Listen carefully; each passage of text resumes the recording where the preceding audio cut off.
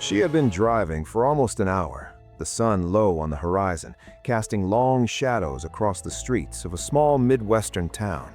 It was the kind of evening where everything felt familiar, predictable, safe. The rhythm of daily life, the quiet hum of traffic, the occasional pedestrian crossing the road, all signs that life was steady, normal. And then she saw him.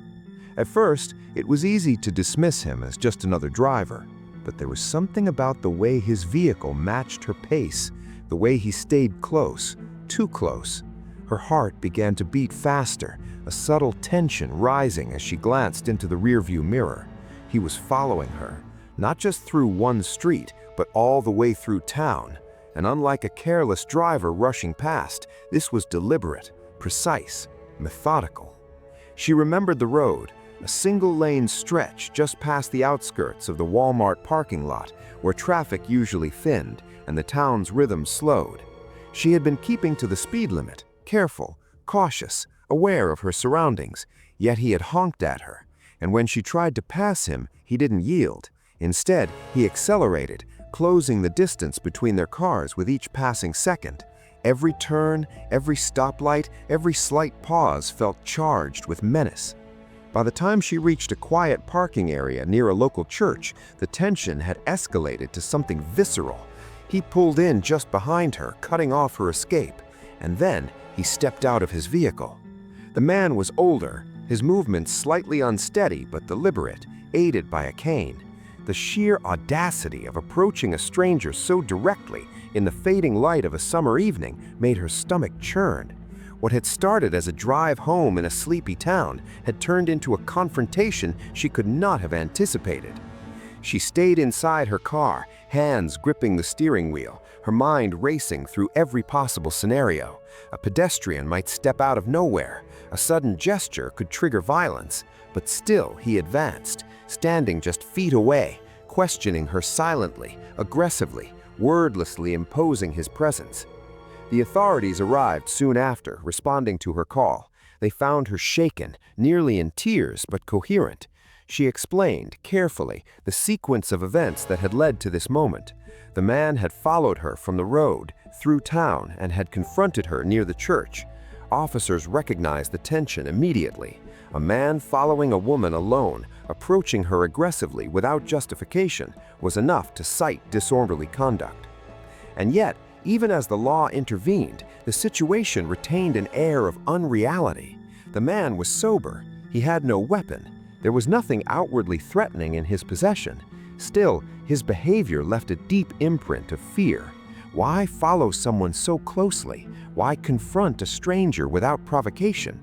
And why did it seem so meticulous, so calculated? Investigators considered several possibilities.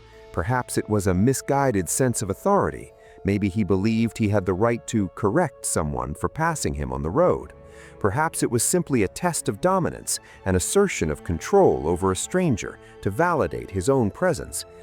The town itself added another layer to the tension. Jerrysville, Illinois was not a place where people expected danger. Streets were familiar, faces recognizable, the pace slow and unhurried. And yet on that evening, ordinary sidewalks and quiet parking lots became the stage for an encounter that felt surreal. The contrast between the town's calm and the man's aggressive behavior amplified the unease, leaving a sense that something fundamental had shifted in the fabric of that evening. She remembered her own reactions vividly. Every instinct urged her to escape, to put distance between herself and him. Yet every option seemed fraught with danger. Could she have exited her car? Could she have confronted him? Each choice carried risk, and the presence of law enforcement became the only buffer between normalcy and chaos. Even when officers intervened, issuing citations and providing instructions, the memory of the encounter lingered. The uncertainty, the inexplicable motives, the quiet precision, it all left an indelible mark. How could a man so ordinary, walking with a cane, sober, unarmed, follow someone with such precision? How could he project such menace in an otherwise quiet town? And there were details that added to the mystery. He had followed her effortlessly through every turn, every stoplight. There was no hesitation, no uncertainty. The encounter had a rhythm, a calm cadence, almost as if he were rehearsed, yet no one could explain why. What had triggered this behavior? What internal logic guided him to act this way, in this place, at this time? And why her? Why that road, that single lane of asphalt, that exact parking area? Even after he was cited for disorderly conduct and released, questions remained. She drove away that evening with a lingering sense of unease.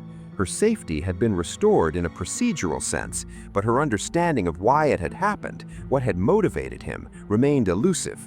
The night air, once comforting, now carried the faint echo of someone who could appear without warning, pursue without clear reason, and leave in a manner that defied explanation. Psychologists and investigators might have labeled it a form of escalation, an ordinary grievance magnified into obsession, but the precision of his pursuit hinted at something more deliberate. The tension of that evening lingered long after the incident. For the woman, it became a story of survival in the small details, calling 911, remaining calm, driving to the police station, and documenting every action. For the man, it was a fleeting disruption of his routine, yet his motives remained opaque. The town returned to its usual rhythm, but the streets had changed subtly in her mind. Every shadowed corner, every parking lot, every glance in the rearview mirror carried an unspoken question. What if he or someone like him appeared again? No answers came. The citation had been issued, the law had intervened, the man was free to leave, his reasons unknown, his logic inscrutable. But the memory of the encounter endured, lingering in her mind like a shadow that refused to dissipate. The ordinary streets of Jerrysville held a story without closure, a confrontation without explanation. And as she thought about it later that night, she realized that the most disturbing part was not what had happened, but what might happen again, anywhere, anytime, without warning. The case ended officially, yet unresolved. No motive was confirmed. No explanation satisfied the questions that hovered in the air like smoke. The man's behavior remained a puzzle, a pattern that seemed logical only to him, and the town returned to its quiet rhythm, oblivious to the tension that had briefly pierced its calm.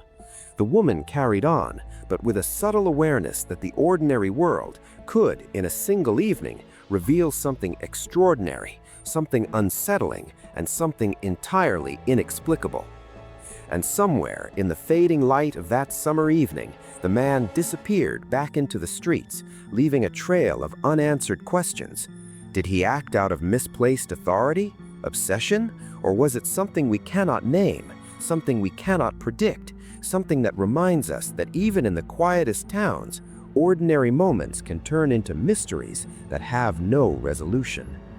No one knows, and perhaps that is the most unsettling part of all.